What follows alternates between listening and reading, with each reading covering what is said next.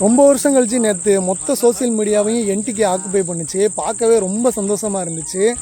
என்னோட பங்களிப்புக்கு நம்மளும் விவசாயம் பண்ணுறோம், நம்ம ஆதரிக்கலைன்னா எப்படின்னு நானும் ஒரு வீடியோ போட்டிருந்தேன். நான் மற்றவங்கள மாதிரி டிவிகேவை மென்ஷன் பண்ணாமல் ஏடிஎம்கேவா டிஎம்கேவான்னு போட்டு என்டிகேன்னு போட்டிருந்தேன். அப்போ ஆக்சுவலாக கமெண்ட் செக்ஷனில் யார் வரணும்? ஏடிஎம்கே டிஎம்கேக்காரங்க தானே என்னை விமர்சனம் பண்ணி வரணும். ஆனால் கமெண்ட் செக்ஷனில் 4 அணில் தான் வந்து காலை கடிக்குது. டே தம்பி, உங்களுக்கு என்ன சொல்லி புரிய வைக்கணும்னா, உங்களுக்கான அரசியல் தளம் நீங்கள் விவாதம் பண்ணுறதுக்கான இடம் என்டிகே கிடையாது, சரியா? நாங்கள்லாம் இங்கே இருக்கோம், நீங்கள் இங்கே மேய்ஞ்சிட்டு இருக்கிறீங்க.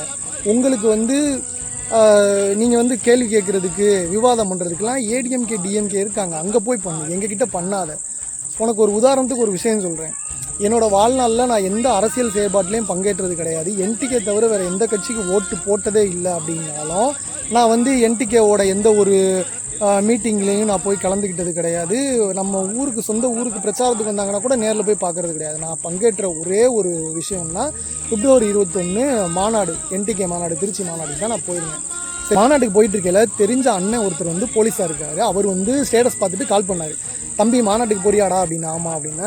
என்ன தலைவரை பார்க்க போறியா? என்னன்னா இருக்கிற கூட்டத்தில் தலைவரெல்லாம் எங்கன்னு இப்போ பார்க்க, சும்மா போகிறேன்னே பார்க்குறதுக்காண்டி மாநாடா அப்படின்னு சொல்லி தலைவரை பார்க்க போறியா அப்படின்னு கேட்டார்.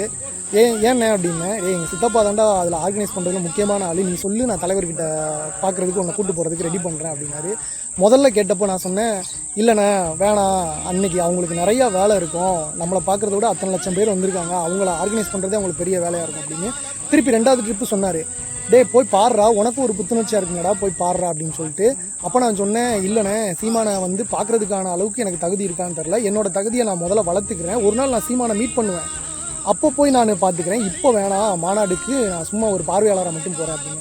நீ வந்து சீமானை பார்க்க போகலன்னா அப்புறம் ஏன் போகிற அப்படின்னு எனக்கு சிரிப்பாக வந்து நான் சிரிச்சுட்டே சொன்னேன், சீமானை பார்க்குறதுக்காக நான் போகல, சீமானோட ஸ்பீச்சை கேட்குறதுக்காக தான் நான் போகிறேன் அப்படின்னு சொல்லிட்டு. அப்புறம் அவர் சொன்னார், உண்மையிலேடா தம்பி, நான் என்னமோ நினச்சேன், நம்ம பசங்க எல்லாருமே தெளிவாக தான் இருக்கீங்க, நீங்கள் போயிட்டு வாங்க அப்படின்னு.